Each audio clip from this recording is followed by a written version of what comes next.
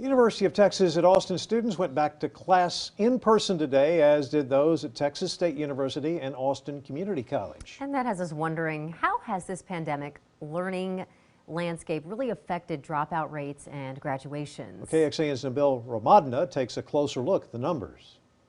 Students are back on campus at the University of Texas. This is my first class in person today in a while, so definitely preferred that. Ibrahim Javid spent the last 2 weeks learning online. I've just been in my apartment taking classes. Since COVID hit the school and the country and things like that, it's been kind of crazy. Charles Teseo, senior. Pandemic learning has set back his timeline.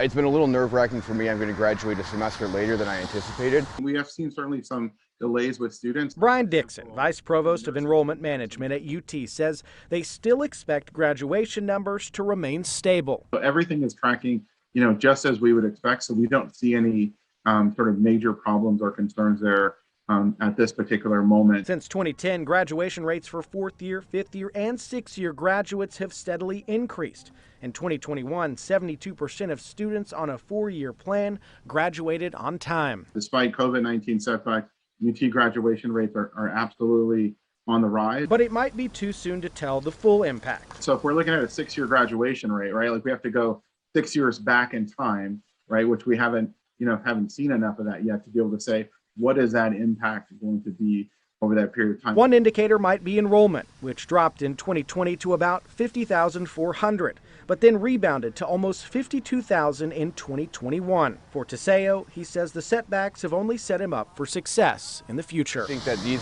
hardships we kind of all face as a country have had me think about what's important and what's important for my career, for my future. Nabil, Remadna, KXAN News.